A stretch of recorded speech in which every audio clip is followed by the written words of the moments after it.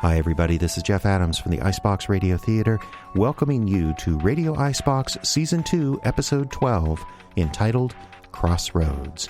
And before we begin, of course, we always want to recognize some of the great folks who help bring the Icebox Radio Theater to you. Our patron of the episode is Ariana Brandon. Thank you so much, Ariana, for your help to the Icebox Radio Theater through the wonderful Patreon program. Our members of the episode, we need to get 3 in if we're going to get them all tributed before the end of the season. Clifford Vogan is helping us out this episode. Thank you so much, Clifford. Daniel Wenzel is helping us out, a supporter of the Icebox Radio Theater and a voting member. Thank you, Daniel. And Janet Werner is one of our members that we want to pay tribute to today. Thank you, Janet, for all that you do. And then there's the super members. Those are the folks who are both members of the IBRT and patrons on Patreon. Denny Legault is one of our super members today. Denny, or Dennis, thank you so much for all you do. And my good friend Gene Evans, we want to pay tribute. Gene, who gives so much to the Icebox Radio Theater, thank you so much for the help you give.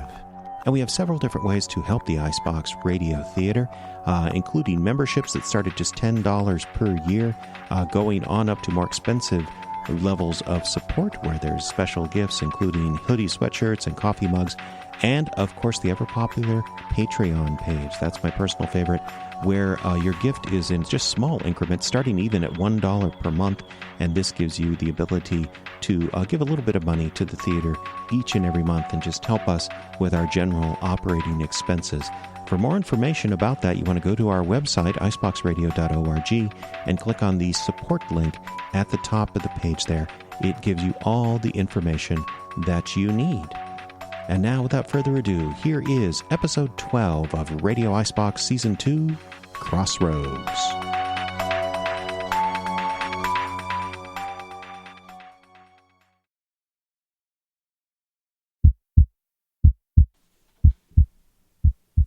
We can't.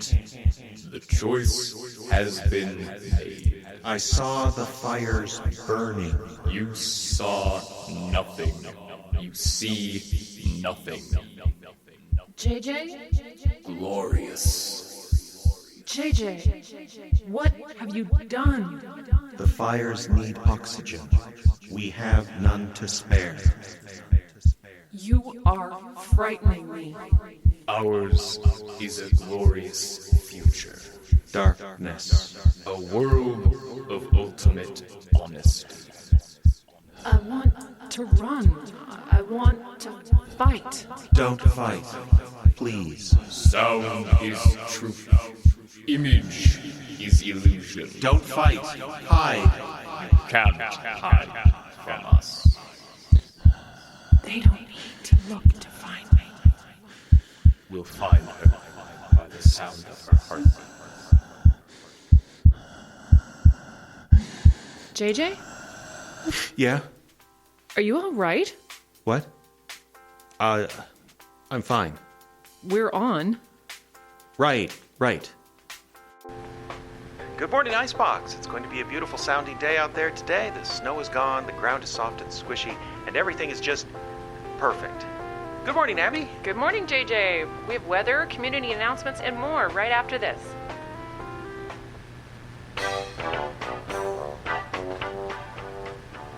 Hi, it's Woody. Well, opening day is upon us, so you can come out from in front of the TV finally. I told you to get out your tackle box and check things through during the winter, but just like always, you waited until the last minute. So here we are, open water fishing ready to start, and you're stuck with the same old junk that didn't catch nothing last year. You're gonna get down to the boat ramp, open that damn box, and realize you might as well throw it into the lake for all the good it's gonna do you. So how about you do us both a favor and come down this week and let me help you. I don't bite, and after a day of fishing when all you catch is a cold, I know you're gonna come into the store and complain about it, and I've stomached just about all of that I can take. Woody's Bait Shop and Guide Service on Beach Avenue in Icebox. Open alternating Tuesdays, 1 to 5. Just come down, keep your mouth shut, and everything will be fine. What's so hard to understand about that? Woody's! Okay, 20 minutes past the hour. Let's take a look at the weather forecast. Stormy. No, it's going to be beautiful, actually. 58 degrees today. A few clouds in the morning, but we will be clearing out by early afternoon. The only downside will be quite a bit of wind. gusts up to 20 miles an hour. A little bit more on the lake for you boaters out there. 41 at the Opera House, 42 up the road in International Falls.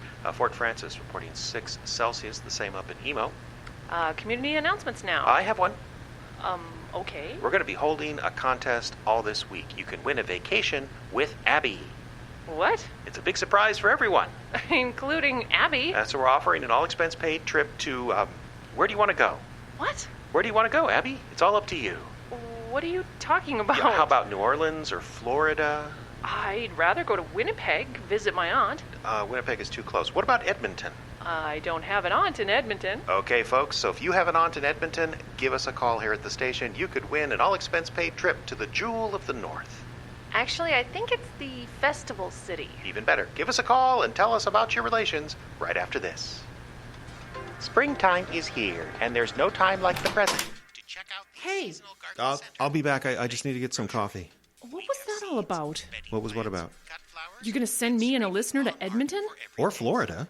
Don't you think you should have run this by me first? What, you don't like Edmonton? I've never been, and that's not the point. I thought it'd be fun. All expenses paid. And that's another thing. I don't remember anything about an all-expense-paid trip in the budget. Oh, I'm sure we can find the money. I'm pretty sure we can't, and I do the books. Look, don't worry about it. JJ. I said don't worry about it. It'll be fine. I think you better get out of here for a few days. Why? Aren't we back on the air? Oh, it's in auto advance. It just moved to a song. Well, we've got to do those announcements. And we will, but first, what is going on? We know what you're doing, and it will do no good. JJ. Did you hear that? Hear what? No good. Nothing. The sighted ones must be dealt with, JJ. You know this. Go in and start the announcements, would you please? I need a minute. JJ. Please? I worry about you. Yeah. Okay, but don't be long. I won't.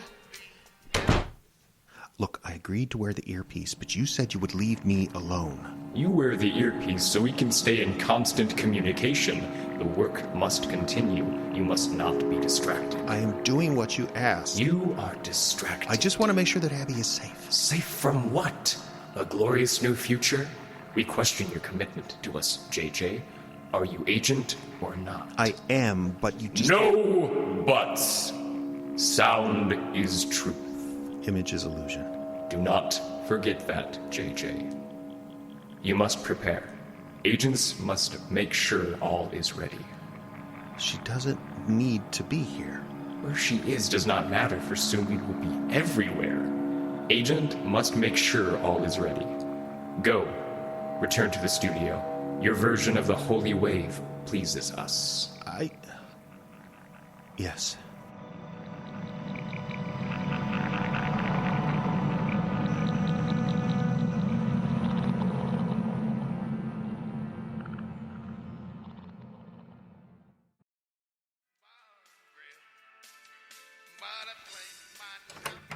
Hi, sorry. Hi. Thank God you're here. I really apologize, Abby. Grandpa had this thing and we worked all night. Sorry. It's all right. And thank you so much for taking the morning show. I really needed some sleep. Did you get some at least? Nope. Been in Grandpa's lab until 5 minutes ago. So this has just been a spectacular morning. What's wrong? Did you listen? No. JJ tried to get rid of me. He what? He tried to get rid of me. Ship me off to Edmonton in a contest. JJ made you the prize? No, well, sort of. I don't know. He's acting really weird. He's acting really weird. Though I never thought him capable of pimping. What? Isn't that what we're talking about? No. Well, at least No, that's not what we're talking about. Back up. Tell me about the contest.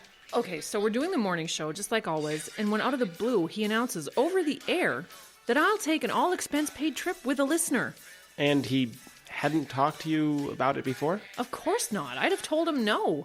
And that we couldn't afford a contest right now. We're barely keeping the lights on as it is. Is the station in trouble? No, it's just with all the stuff we've been dealing with recently, no one's had a chance to go out and sell ads. We don't have any extras for things like contests. Wow. Okay. I'll go out selling this afternoon. You took the morning show. It's the least I can do. Thank you, but that's not the real problem. What's the real problem? JJ. I think I'm worried he might want to... Yes?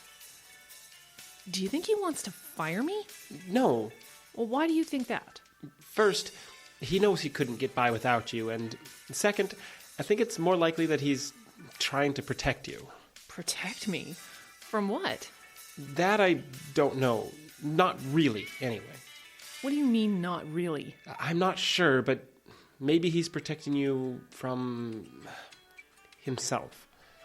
What are you talking about? All right, I promised Sam I wouldn't tell anyone this, so you have to promise me that... I promise. What is it? Last week we were in Grandpa's lab, transporting Barb back from another dimension. Like you do. Right. And we were using this new device that Grandpa had invented. Wait, I thought he wasn't supposed to do that anymore. I probably shouldn't tell you any more about that. Plausible deniability is important. And you'll get in trouble for talking. Exactly. Anyway, we're operating this device of Grandpa's, which is working great, by the way. That's terrifying. Yep. When we hear a door slam. Sorry, what? A door slammed across the house. We thought we were alone in the house, but we weren't. Someone was spying on us and slammed the door when he left. And when Grandpa checked the surveillance tapes, he saw who it was. It was JJ. I'm confused. He was in the house, Abby. He snuck in without any of us knowing. He was spying on us in the lab, watching the experiment. Are you sure it was him? Grandpa's cameras got footage of him in the hallway, too. He spied on us the whole time. Why would he do that? That's what I've been afraid to ask him. We have to talk to him. Probably, but not yet. When? Just not yet.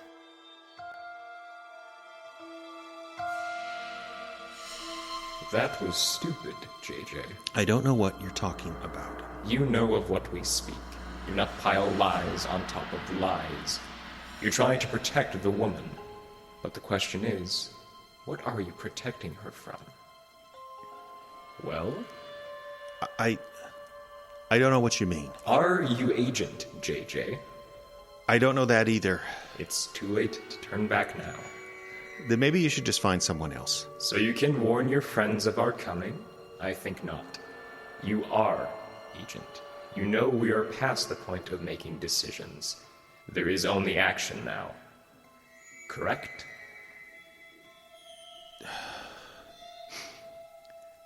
What do you want me to do? We are knocking, JJ.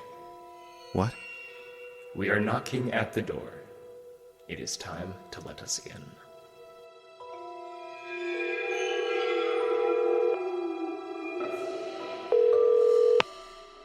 Yes? Who's this? I'm busy. Sorry, Major, it's JJ. Oh, something wrong at the station? No, that's not it. I know. What was that you said? I said I know. I know what you've been doing in the lab. I know about the interdimensional transport. Well, I'm not surprised. What? I say I'm not surprised you knew about my experiment. You want to tell me why you were sneaking around inside my house the other day? None of that is important now. We need everybody together. What do you mean? Everybody has to be in your workshop tonight, and the device has to be operational. Why would everyone need to... Because what you've been doing is very, very dangerous. There are beings that want to come to this dimension, Major, and they're going to use your device to do it. There's some reason I don't want these beings to come here? I'll explain all that tonight, but get everyone there, please. This is important. All right. It's a date. 8 o'clock. Thank you.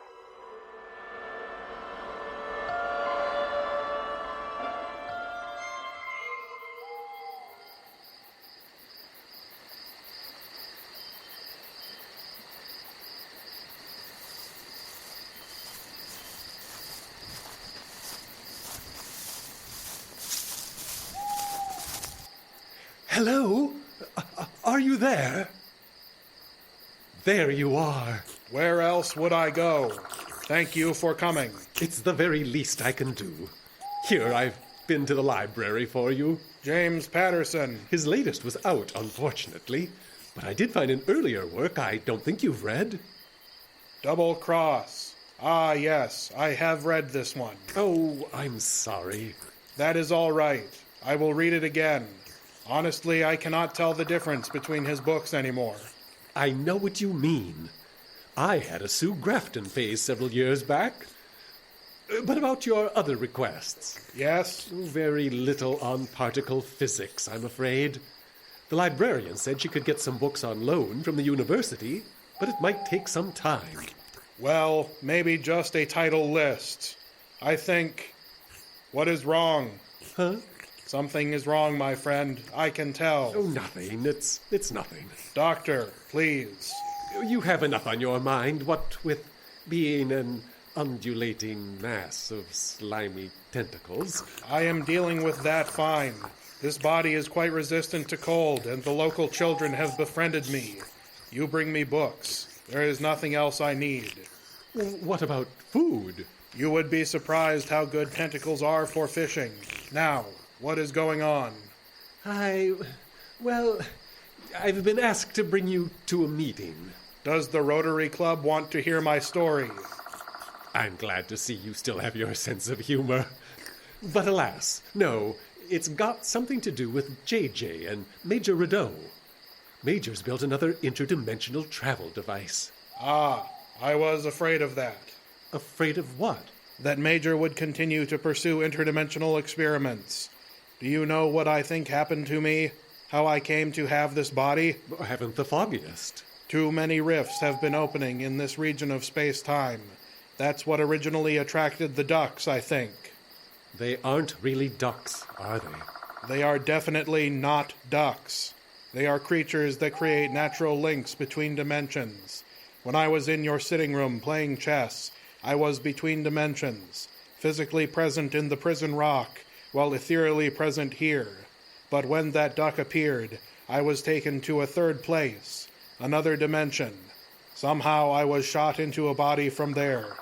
What do you mean you were taken there? I was there just for a second, not long enough to remember anything of substance.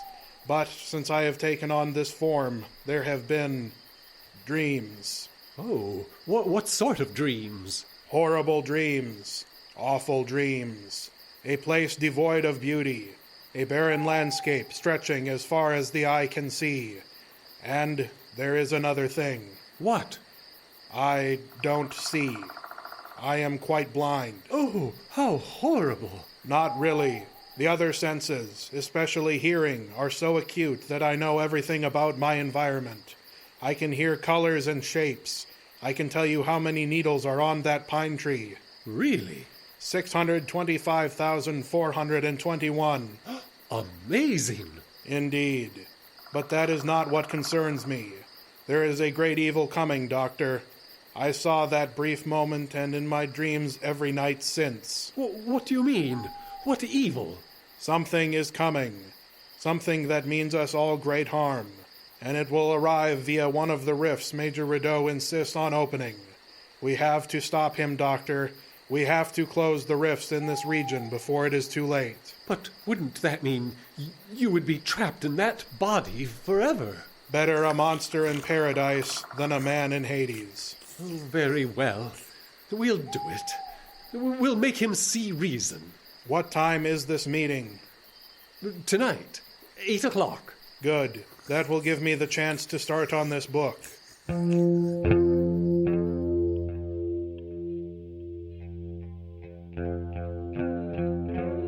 Radio Icebox will be back right after this.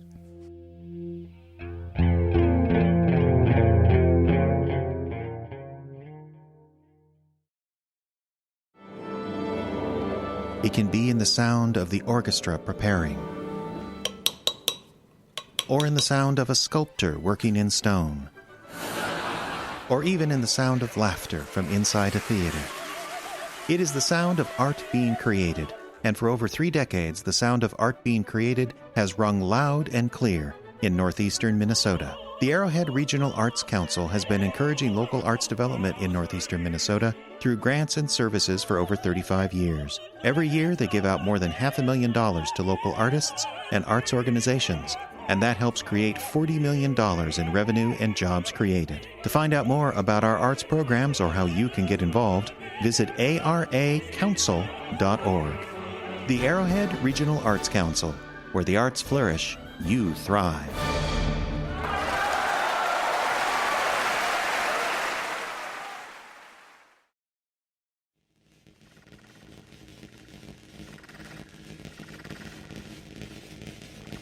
And you don't know why he wanted us all here?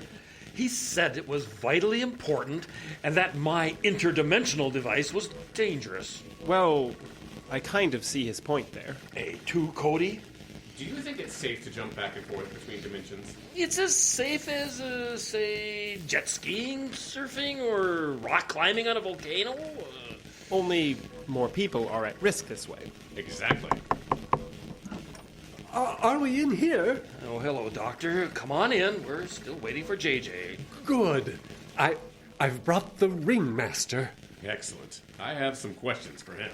But you should all brace yourselves. His appearance is, disquieting. Don't worry about it, Doctor. I've seen more amazing things in my... Oh, my God! Hello again, everyone. What is that thing? Astounding! Please, everyone, just calm down. I did not want to come here to begin with. It's true. JJ insisted the Ringmaster be here. That's not really the point, is it? I mean, what are you? I do not know the species name. I only know it comes from a different dimension. We theorized that a tiny rift must have opened while he was between dimensions, and his consciousness was transferred into this body. Oh, I've never heard of such a thing. But you don't really know much about these dimensions, do you, Major? You keep opening rifts without understanding them. Well, I'm glad somebody else feels that way. He's hard to look at, though. I understand. And I would not have come in from the woods had Dr. Graves not insisted. What are we all here for? JJ called us. Something about the end of the world? Goodness. We should prepare JJ for your appearance, old friend. He is a pretty nervous guy. I don't know there's much I can do. Too late. Hi. JJ, are you all right? I'm fine. What's wrong? Whoa, we were just talking about the Ringmaster. Didn't know if you'd seen him in his current form. Oh, yeah. He's hideous. No offense. None taken. I feel hideous. It is strangely empowering. All right, so maybe we should just get on with this. Wait, where's Abby and Barb? They're not coming. But you said everyone who's involved should be here. I know, but... Okay, there are limits. Call it a nod to chivalry. Barb is still mourning Mr. Rogers. And Abby? I didn't want her here. It's dangerous. Thank you for considering the rest of us, then. I know, I'm sorry. Can we just get on with this, please?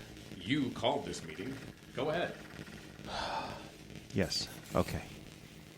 First of all, let me say that I'm willing to take responsibility for everything I've done. What do you mean, Just JJ? let me finish. I've made some mistakes recently. Huge mistakes. But I think I can make it right with your help, Major. Oh, anything, of course. But once it's all right, there will be consequences for me. I know that. I just want it on record that I'll pay whatever price I have to. So noted. Now, do you want to clue us in? Right. Cody, do you remember a few weeks back when DJ started freaking out, repeating sound is truth over and over again? Sure. A reset took care of that problem. Yeah, as far as the computer was concerned, yes, but it turns out the problem was bigger than that.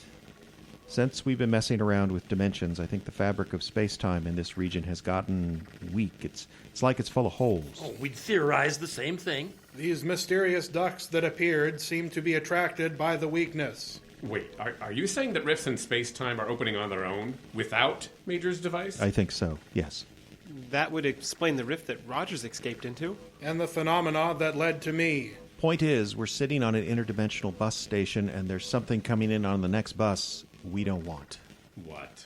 Well, for starters, pretty sure they look like the Ringmaster there.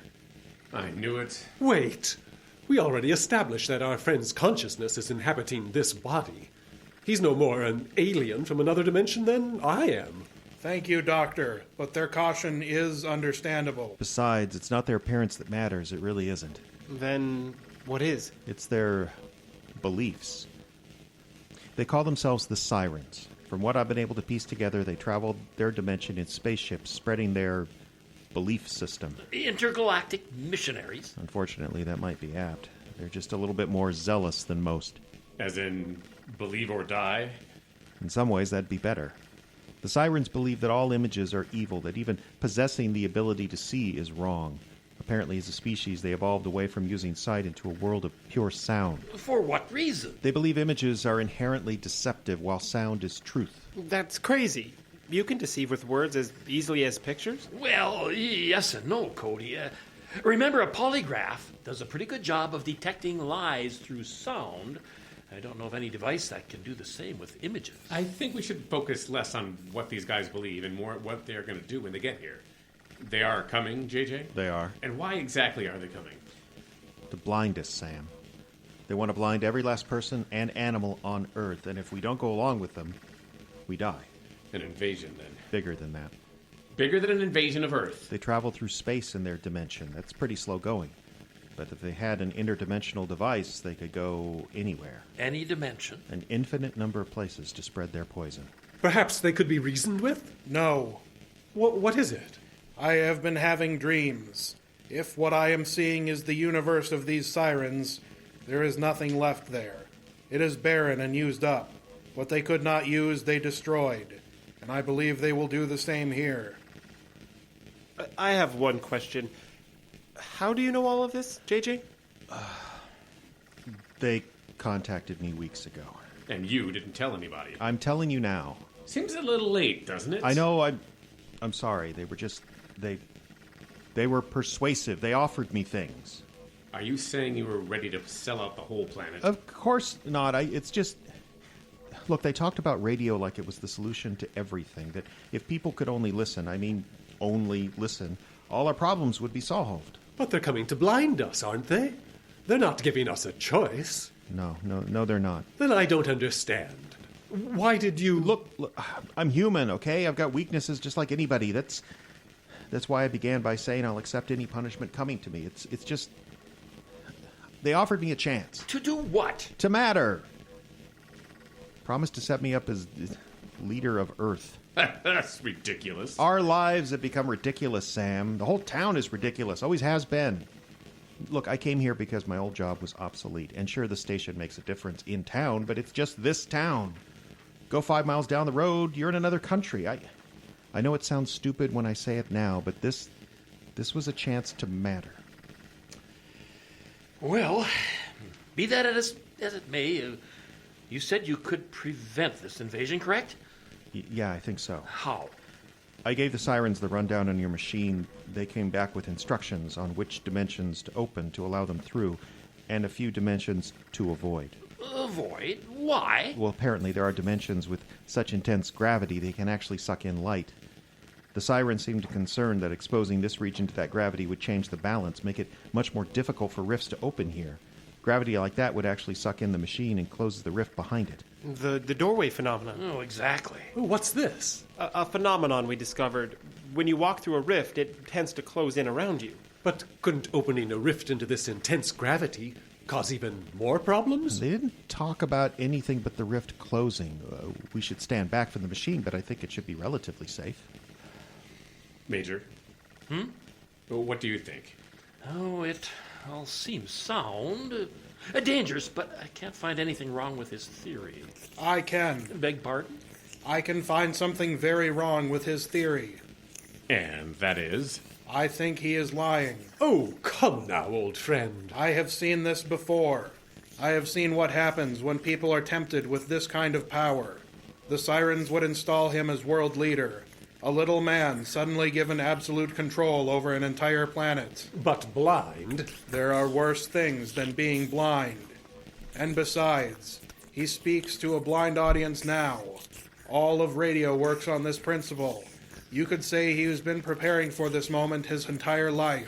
I'll accept any punishment coming to me. I can't do more than that now. Sam, I feel like law enforcement needs to weigh in here. What should we do? It's down to whether we trust JJ or not. Ringmaster thinks he can't resist temptation. I suppose he knows a little something about dictators. Indeed. The Barker was mad with power the second he had it. But on the other hand, JJ is not what I would call an ambitious man. I think he's telling the truth. Thank you. All right, then. I should open the rift? I think that's the right move, yes. I do too. And I... You are making a mistake. Your objection is noted. Go ahead, Major. JJ, you have some coordinates. They're here. I hope they make sense to you. They do. This will open a specific dimension, all right. How do you know it is the right dimension? Well, that's just the thing. We don't. Wait a second. JJ? Yeah? For real, will that open a heavy gravity dimension? Will this really close all the rifts and destroy that machine? Yes. Do it, Major. Powering up. Good at this end. Ready to engage. Last chance to change our minds. All right, then. Engaging now. Oh, no. What is it? This is not right. This is not right. What's wrong? I can feel them. They are here. Close the rift. Shut it down. It's not responding. The machine's frozen. JJ! I'm sorry. I'm so sorry. No! What did you do? Everyone, get back to the radio station. They agreed to leave everyone there alone. What did you do? Sam, outside. What? Oh my God! There are rifts opening everywhere. They're coming through. Are those are ships. Hundreds of them. We have to go. We have to go now. Where? We have to get to the station. Hide. Somewhere. Anywhere but hide. I have to shut down this machine. It is too late. Their army is here. Your friend has betrayed his entire world. JJ? Get to the station. If you get to the station, you'll be spared.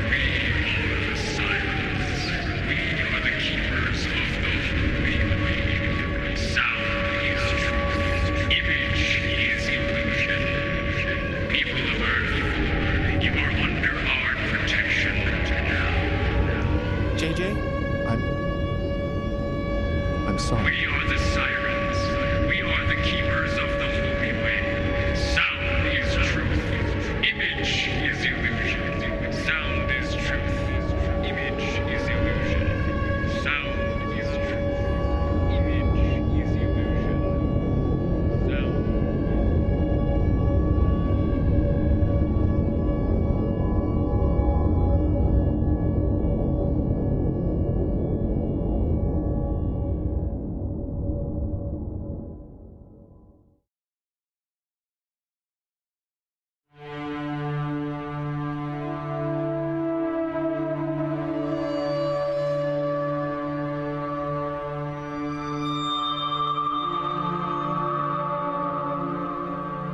This has been Radio Icebox, Season 2, Episode 12, Crossroads.